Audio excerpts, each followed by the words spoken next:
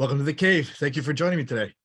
Thanks for having me. I'm super excited to have a good and exciting chat, cover the waterfront.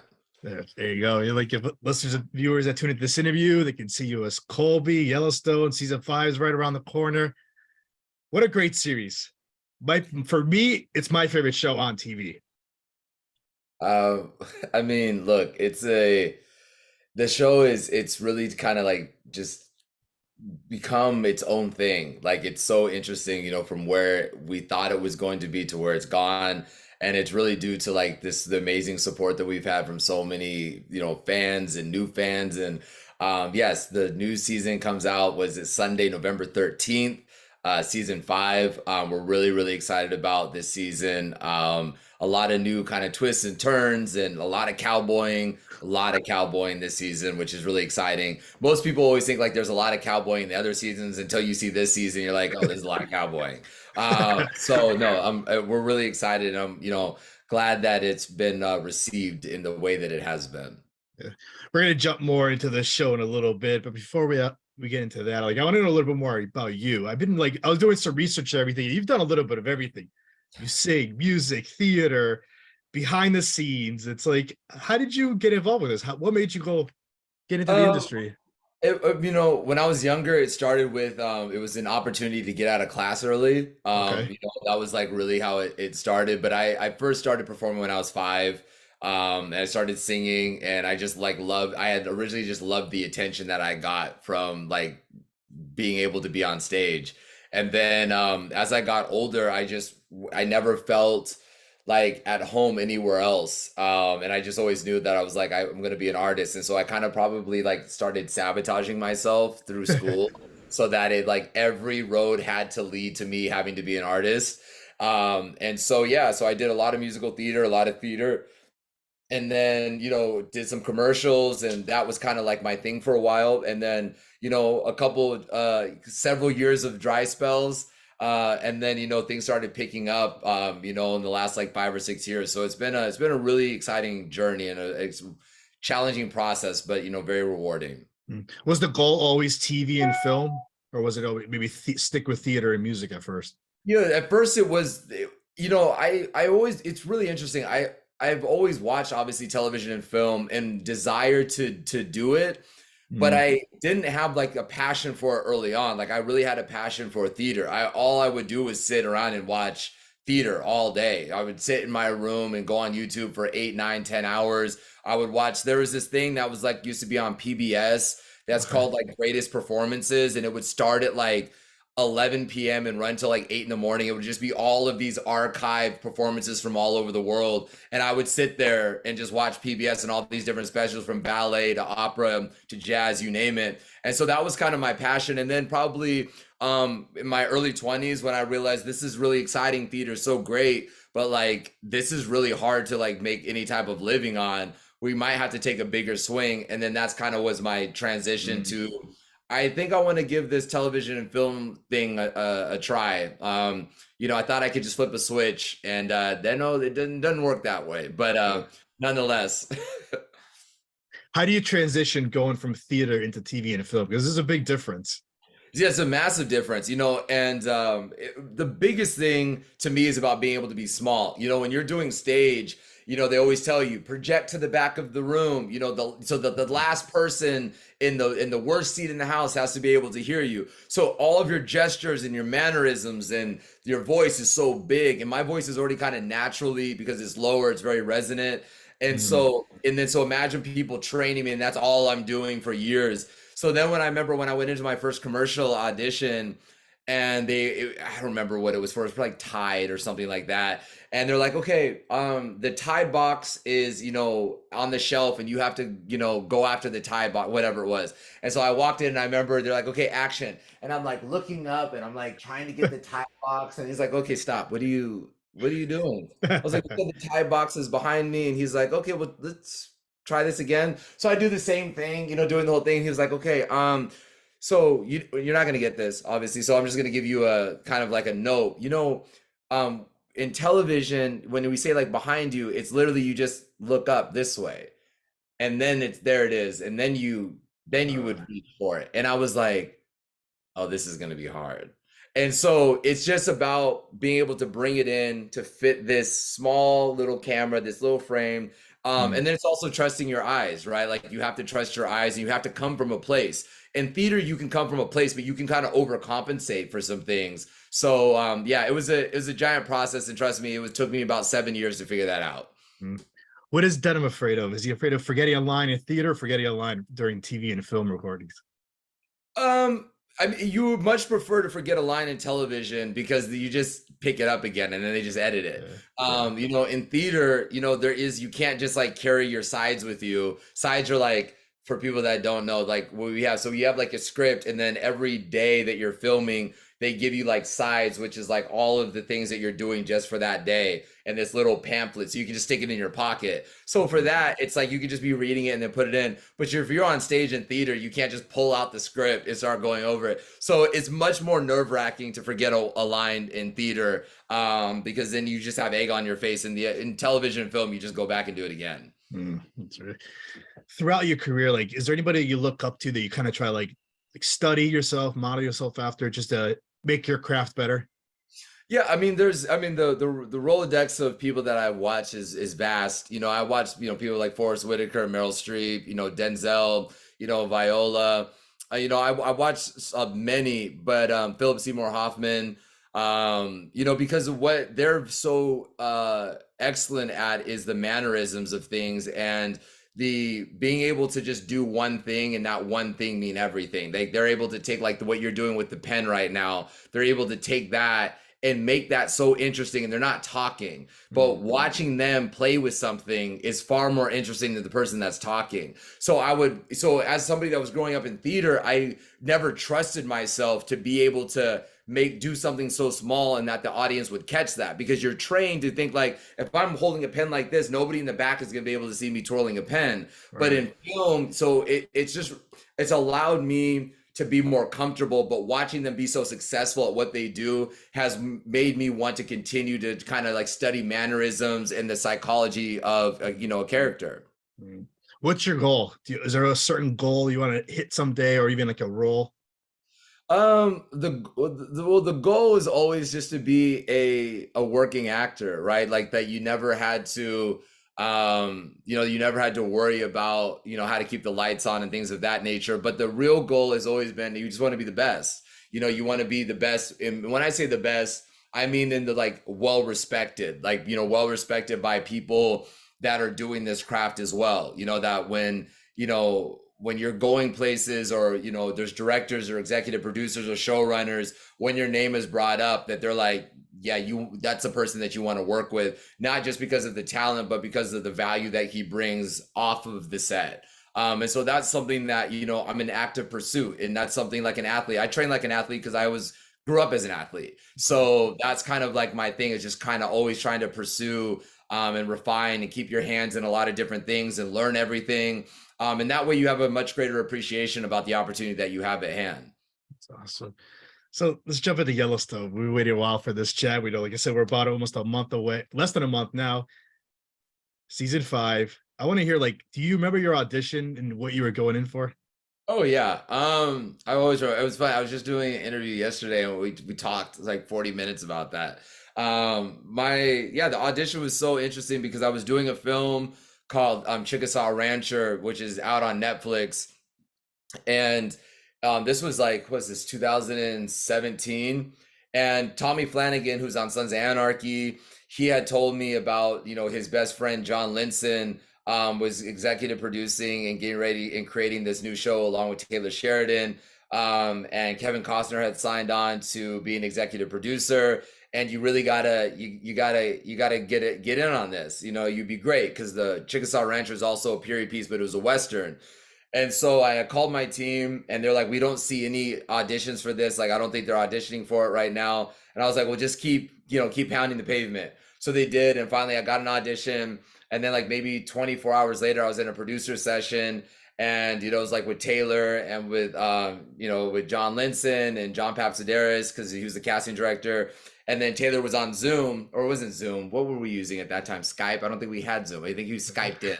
Yeah. So You know, he was just telling me about the role. They didn't have anything really written for Colby yet. Like they were still he was still fleshing out what he was going to be. So I read for another character. And then I was like really concerned because in the character that I was reading for, he dies like in like the third episode. And I was like, well, this sucks. And Taylor was like, no. I was like, you're just reading for him. That you have a different thing going on. I was like, okay, great. So, you know, I went after the producer session. I probably had to wait like 6 weeks, 7 weeks before I heard anything from them. But I was like, I couldn't eat, I couldn't sleep. I told my team, don't call me unless it's for Yellowstone, until they finally did. And yeah, now you know here we are. So it's been a process, but it's so near and dear to my heart, and it really just changed my life. So when they called you, did they say, okay, we have a part for you now? It's Colby and Well, they told me in the audition that the character's name was Colby. So they okay. knew in the beginning that it was Colby. They just didn't Yeah. know what he was gonna be. And but one of the great things about it is like Taylor allowed us to really kind of build out the characters just Oh based off wow. of the writing in the way that he would write things, but he didn't want us to get so stuck with a certain way. Like he wanted us to bring some of our life and personality. And especially with the show, you know, it's because it's very physical because of the horse riding of it all and the roping and the branding, you know, the pushing cattle. So there's all these different mannerisms that you can't encapsulate when you're sitting in an audition room, right? Because nothing can kind of compensate for all of those plus the elements. So we start to have like these natural tendencies that we would start to do, the way that we would talk when we're on a horse and things of that. So he really wanted us to lean into that, which then I think allowed him to just be able to write, because now when he writes, he can hear us talking in the way that we would do it. So I think that was kind of a really awesome thing because the way that he creates things. Mm. So when you booked the role, did they send you to the boot camp right away? I heard there was a boot camp. There was a boot camp, yeah. So there's a cowboy camp. So when was this? So I think I booked it was in July or something of that, or June. And then yeah, so then they said like, hey, in like 8 days, we're we're doing this boot camp in Utah. You know, we're gonna do this cowboy camp, and it's gonna be all the cowboys on the show, and you know, Dev's got to be there. And I was like, oh my gosh, this is great. But the caveat that I didn't tell them was I get tremendous elevation sickness, like deathly ill from elevation. Huh. And so when I booked the role and they said, yeah, they're filming in Utah, in Park City, Utah, I immediately had a panic attack because I was like, Park City, Utah is like 7,000 feet. And that's when I start to die, is at 7,000. So I went out and I bought like a training mask and would go out and play basketball in my training mask, all these other things. So we go to cowboy camp. And I'm so excited meeting like Luke and Wes and Cole and Jeff and everybody. And, you know, I'm like, okay, we're riding horses, we're talking and chit-chatting. And like halfway through the ride, I start to get sick. Like I start to feel the elevation kicking in. So maybe later that evening, I'm throwing up. I'm deathly ill at this point. I can't do anything. I'm just laying in a tent for like 2 days or whatever. And then I was like, guys, I got to tap out. Like I can't do it. And I was so afraid of being fired. And so as they're taking me back down to like an elevation that I could handle, they're like, hey, Taylor wants to see you. And this is the first time I've ever met Taylor.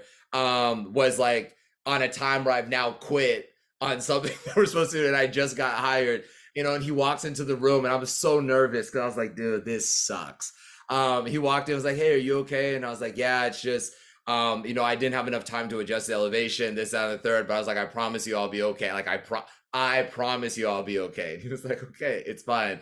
And so yeah, so that was the whole thing. But cowboy camp was great, except for me being shriveled up in a blanket throwing up. Right. What do you think was the biggest challenge or like biggest skill to learn?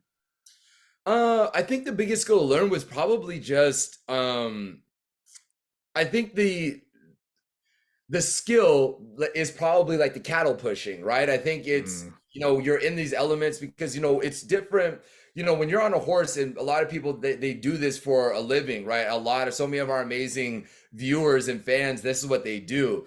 But oftentimes what ends up happening is like, they'll be like, oh yeah, we push cattle. And so we're on horses pushing cattle, but we're also in the elements. And then we're with a crew of like 200 people, right? So there's cameras and they're this close. And so you still have to be very specific. So the cattle still have to be pushed in a certain direction and the horses still have to sit because you have all these camera angles. And that really is a kind of it's a synchronized kind of situation, right? Because you got to be Mm, able to get the cows to be pushing away, the horses to be able to sit still, actors got to be able to get their lines, camera movements have to be good, the elements have to be right. So there's just a lot of moving pieces that a lot of people don't think about. But I think that, now so many of the actors are like expert level at doing it. So most people just think like, oh, like this is easy. Anybody can do it. And it's like, it ain't that easy, but we've had such great training. We have the best wranglers and trainers in the world. So I think now we probably think it's very easy, but in the beginning it was pretty challenging.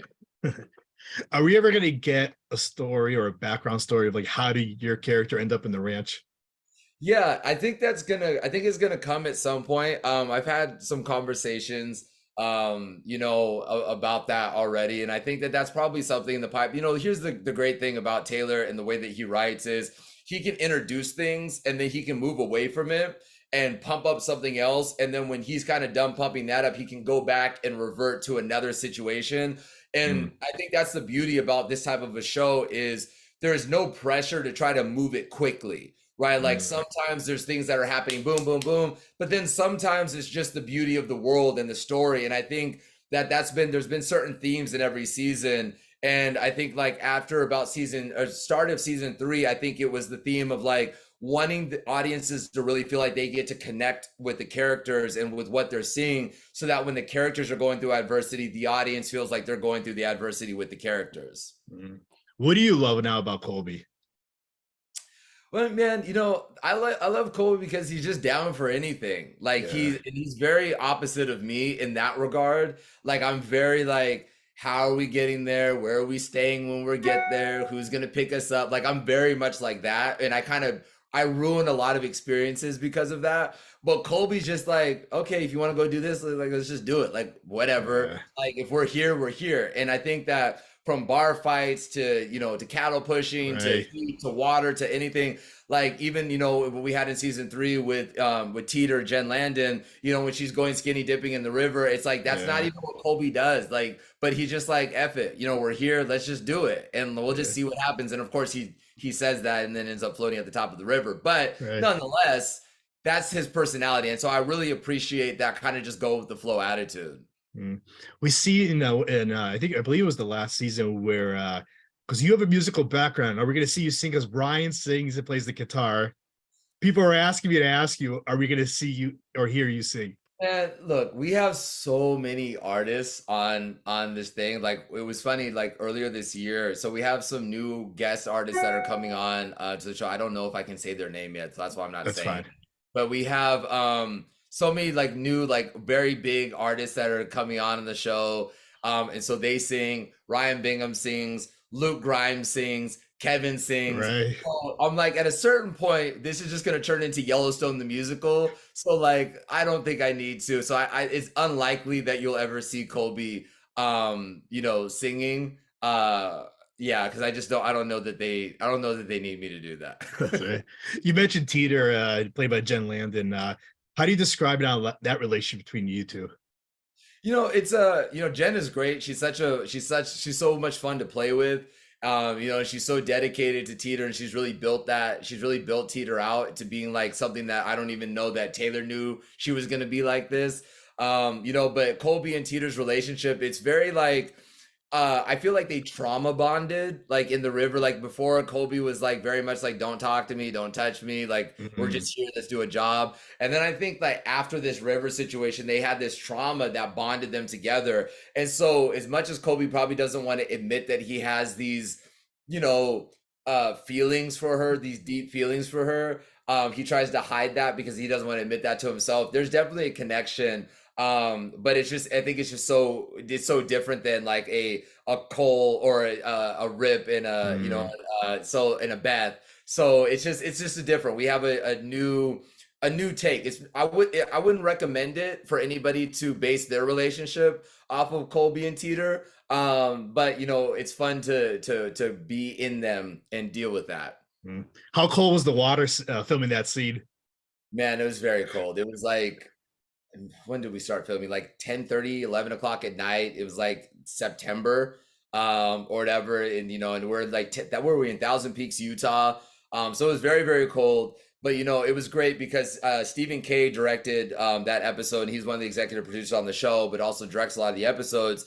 And I remember I was like getting in the water, and I'm taking my shirt off in the water, getting ready to submerge myself. And as I'm taking my shirt off, he takes his shirt off, and then his AD with him takes his shirt off. And I was like, what are you guys doing? And Steven's like, Mm, I would never ask any of my actors to do something that I'm not willing to do. So he also got in, put the water all over him. And you're just like, so that's just kind of like the vibe of the show. It's kind of like this, like, we know that some of the times that we ask you guys to do things that are really challenging, and it can be just emotionally challenging, but also know that like the crew is right there with them, right? The camera people are right there with you. So it's hard to complain about the elements or complain about what you're doing, because you're so blessed to have that type of job. But also everybody that partakes in the world of Yellowstone that nobody sees and no one really appreciates, like the camera operators and the right. PAs.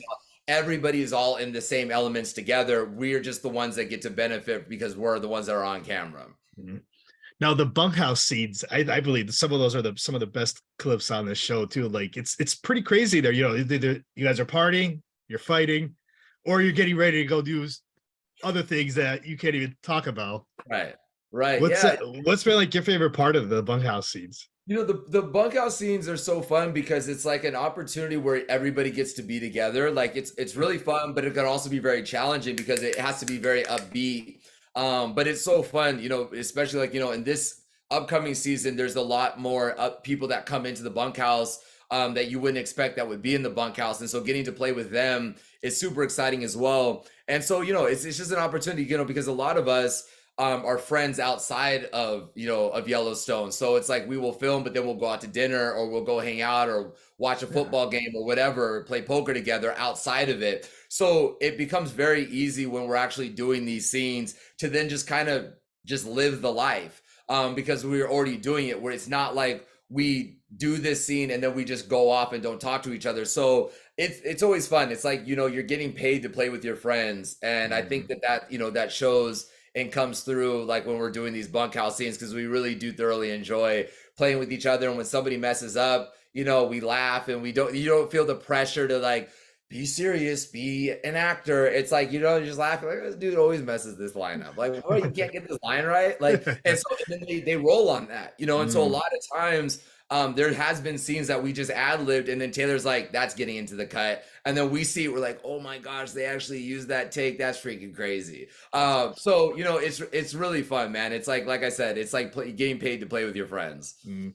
Who's your favorite bunkhouse character? My favorite bunkhouse character, I mean, I would probably say right off the bat, I'd probably say is Ryan, played by Ian Bowen, because we spend a lot of time together offset. And so, and we're our position in the bunkhouse, we're right next to each other. We share the same bunk. Oftentimes wherever he goes, I go, and vice versa. So, it's just really easy to be able to kind of play with him. We have certain conversations. Like sometimes we'll just be in the middle of a conversation before we start a scene, or we're playing like a side game when the regular game is going on. So, he's just really fun to play with, and just yeah, really stand-up guy. So I would say him. How about 40? He's like a real cowboy. Does he give you guys any pointers or anything? Yeah, Forey, who plays Lloyd, or Lloyd plays Forey, who Yeah. knows which one is which. But nonetheless, Forey's great. He's a real cowboy. The great thing about Forey is, the first two seasons he was like, if you guys need any help, and I remember it was a great compliment. Like, season 3, season 4 was like, I don't, there's, you guys got it. Like, what else is there Mm. for you guys to do? But just occasionally what he will do is like, when we're out doing the bigger work, like the branding or the pushing and things Yeah. like that, he will just kind of consult and be like, hey, if we were doing this on this type of ranch, this is how we would do this and this is how we do that. But more than anything, hearing his stories of him being like on the rodeo circuit and things of that nature is like absolutely fascinating. Like it's so insane that you would think that he was making it up, but it's so extreme that there's no way you can make it up. So Mm. he's just a phenomenal guy, but he just go with the flow, and he has fun like everybody else does. That's awesome. Now, what do you I know it's November 13th, but what are you hoping for when the fans return to watch this? What are you hoping they get out of this season? And is the whole season filmed? Because I heard there's still more episodes you guys have to film. What we're doing too. So the great thing is we're doing 16 episodes this Okay. season. And I think that was a real treat because originally people thought, oh, are they just going to do 10? Are they going to do 14? And then they're like, let's just do 16. So we're doing 2 8 blocks. Okay. And so that's really exciting. So that, and it's funny.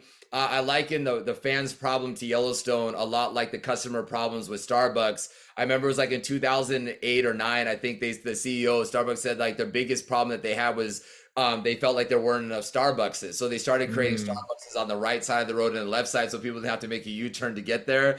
And so one of the biggest things with a lot of the fans for Yellowstone was they just don't like the amount of time that they have to wait for mm, Yellowstone. Like mm. 8 9 months is like an inordinate amount of time. And so we know production heard that, 101 Studios, Viacom, Paramount heard that and was like, okay, what can we do to be able to help service a better product for our great fans? And so they said, look, let's do 16 episodes, break them up into 8 and 8 so they get 16 episodes a year.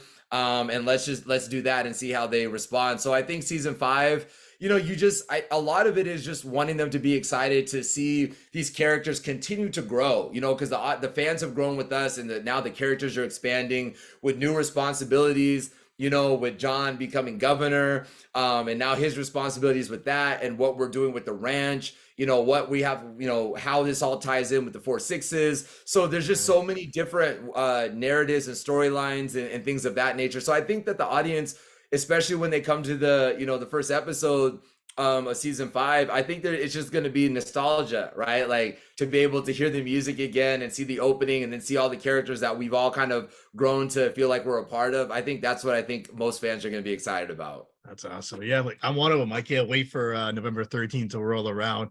Now, what's next for you now? Any other projects you're allowed to tell us about that you have working or Yeah, coming I out? I have a couple of projects that I have going on. I'm doing a lot more like producing and development and things of that nature. So in the next couple of weeks, you'll see probably announcements for some other things that I have going. I'm just waiting for the ink to dry. But yeah, so I'm really excited. And the great thing about Yellowstone is it's allowed us to be able to really expand our horizons to doing things that we never thought we would ever do, and that's just a testament to, what Taylor has done for the show and the support that, 101 Studios and Viacom has given, Yellowstone and the fans. We wouldn't even be here. I wouldn't be sitting here talking to you if it wasn't for the fans.